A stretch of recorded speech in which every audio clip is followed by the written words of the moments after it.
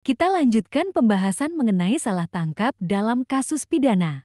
Dampak hukum salah tangkap menimbulkan konsekuensi hukum yang serius, baik bagi korban maupun sistem peradilan, di antaranya. Pertama, hak korban.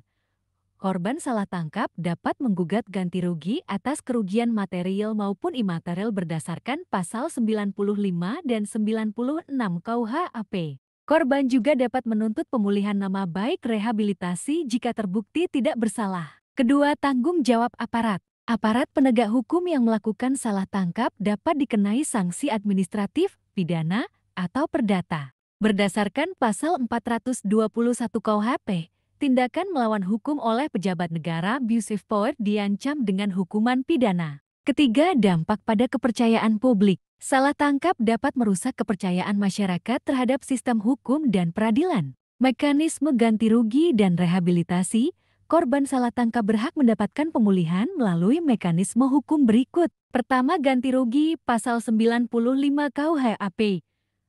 Korban dapat mengajukan permohonan ganti rugi kepada pengadilan negeri melalui prosedur yang diatur KUHP. Kedua, rehabilitasi pasal 97 KUHP.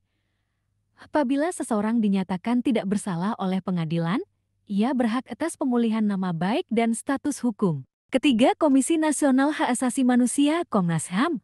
Korban dapat melaporkan kasus salah tangkap ke Komnas HAM untuk mendapatkan perlindungan dan pendampingan hukum. Upaya pencegahan salah tangkap.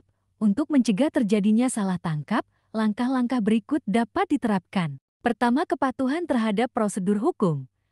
Aparat penegak hukum harus mematuhi prosedur penangkapan sesuai KUHP, termasuk memastikan adanya bukti permulaan yang cukup.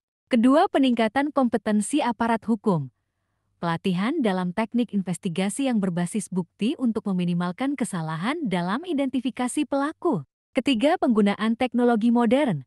Pemanfaatan teknologi seperti sidik jari, analisis DNA, dan rekaman CCTV untuk mendukung pembuktian. Keempat, pengawasan oleh lembaga independen. Lembaga pengawas seperti Ombudsman Republik Indonesia harus memastikan tidak adanya pelanggaran prosedur dalam penangkapan. Kelima, edukasi masyarakat. Masyarakat perlu diberi pemahaman tentang hak-hak hukum mereka agar dapat melindungi diri dari perlakuan tidak adil. Jika suka konten ini, follow dan like serta share ke semua orang agar bermanfaat dan menambah wawasan perihal seputar hukum yang lainnya. Jika ada pertanyaan atau pembahasan mengenai hukum lainnya, silakan komen konten ini.